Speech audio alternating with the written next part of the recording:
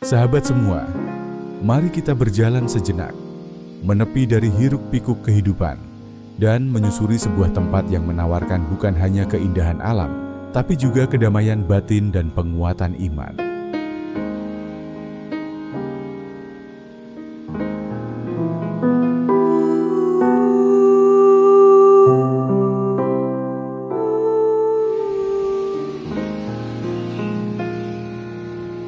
Namanya adalah Gua Maria Marganingsih, terletak di lereng perbukitan Desa Paseban, Kecamatan Bayat, Kabupaten Klaten, Jawa Tengah. Suatu tempat yang mungkin tak banyak diketahui orang luar, namun menyimpan kisah luar biasa dan makna spiritual yang mendalam. Bagi umat Katolik, tempat ini bukan sekadar destinasi, tapi sebuah jalan kasih, jalan ziarah, jalan untuk memulihkan kembali semangat dan harapan yang kadang terasa memudar di tengah tantangan hidup. Diresmikan pada 27 Oktober 2002 oleh Keuskupan Agung Semarang dan diberkati oleh Monsinyur Ignatius Suharyo, gua ini tidak sekadar hadir begitu saja. Ada kisah haru di balik berdirinya. Kisah tentang pasangan suami istri, Max Somowiharjo dan Maria Margareta Sukepi, yang selama 5 tahun menantikan karunia seorang anak. Dengan hati penuh iman, mereka berjalan kaki sejauh 55 km ke Gua Maria Sendangsono. Dan dari laku ziarah itu, Tuhan menjawab doa mereka dengan cara yang luar biasa. Mereka dikaruniai 12 anak. Salah satunya bahkan menjadi imam Jesuit, Romo Martinus Soenar Wijaja. Dan seperti kasih itu sendiri, gua ini pun kemudian dihibahkan, diberikan kepada keuskupan sebagai warisan iman, dan kini menjadi tempat devosi bagi ribuan peziarah dari berbagai daerah. Menempuh perjalanan ke sini pun bukan hal sulit. Dari Klaten, Anda bisa mengambil jalur Klaten Wedi Bayat Cawas.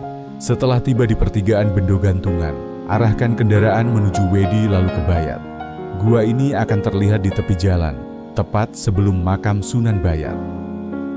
Jika dari arah Cawas, Anda akan menemukannya di sebelah kanan, setelah melewati makam tersebut. Lokasinya sangat strategis dan mudah dijangkau, bahkan dari kota besar seperti Solo atau Yogyakarta. Namun, bukan hanya lokasinya yang membuat hati kita tertarik ke sana. Gua Maria Marganingsih dibangun di atas tanah yang berada di lereng Bukit Bebatuan. Suatu lokasi yang tidak hanya indah, tapi juga syarat makna. Bayangkan, di tempat yang rindang dan sejuk, suara daun bambu saling bergesekan, ditemani semilir angin. Suasana ini menuntun kita pada kesadaran yang dalam, bahwa hidup ini bukan sekadar berlari, tapi juga merenung dan kembali pada sang sumber kehidupan. Di sini juga terdapat 14 perhentian jalan salib, menggambarkan kisah sengsara Yesus Kristus. Perjalanannya mengikuti kontur perbukitan, menanjak, menurun, layaknya hidup kita sendiri.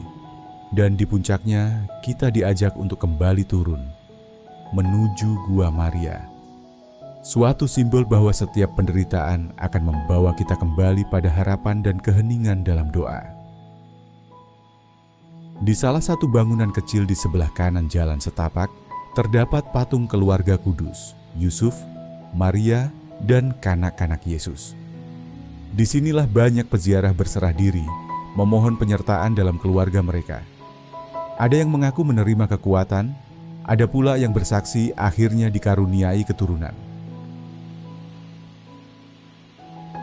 Nah, ini dari awal Gua Maria itu memang awalnya itu karangan perorangan tuh dibeli wadi Pak Sumo Jalen namanya. Tapi gak wargi ya.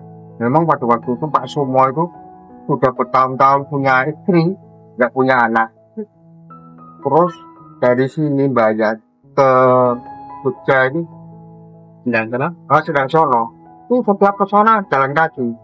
Dari sini ke sana jalan kaki suami istri, ya itu tadi minta supaya dikasih keturunan gitu. Beberapa kali sudah.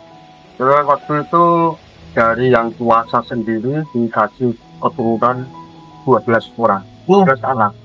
12 anak. Salah satunya ada yang di Pastur. Romo Sunar.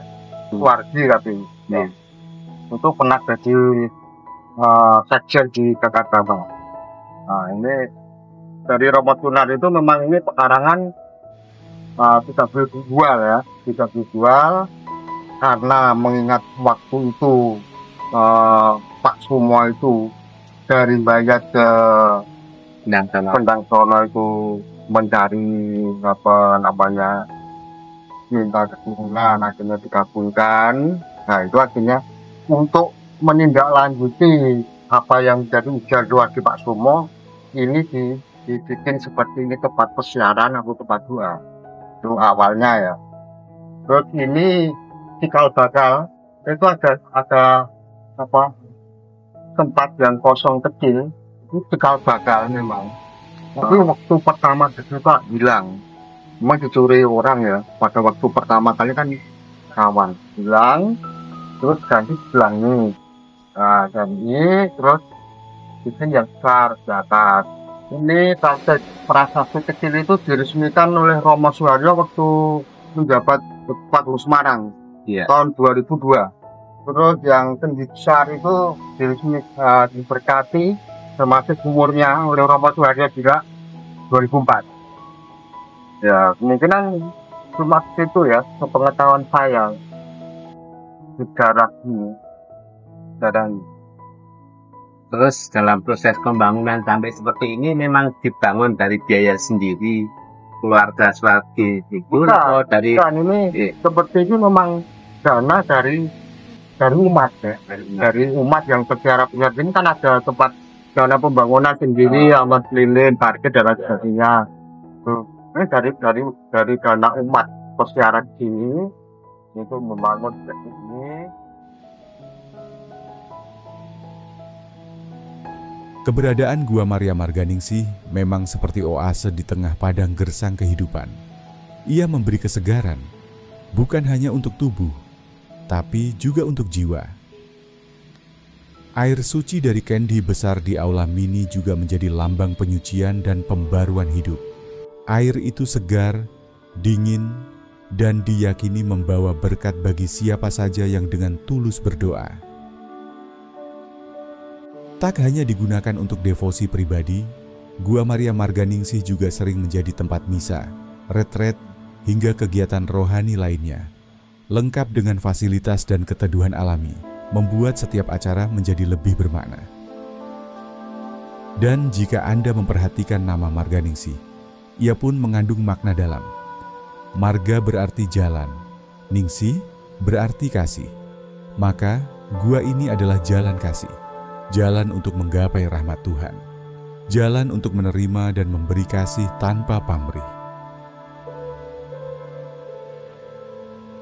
Masalah mujizat, ceritanya banyak yang persiaran ini banyak kejadian. Banyak ini minta ini ya, akhirnya banyak.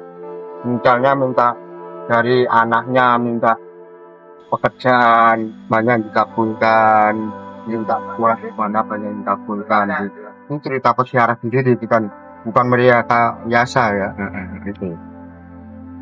Itu berapa banyak? Mungkin ada puluhan atau banyak ada juga itu banyak itu.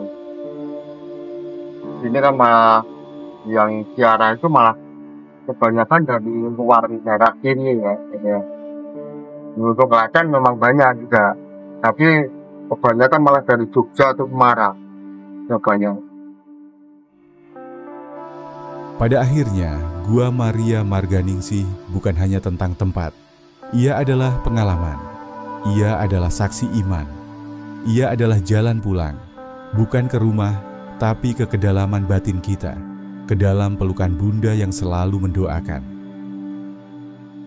Jika Anda merasa lelah atau sedang berada di persimpangan hidup, mungkin saatnya menepi.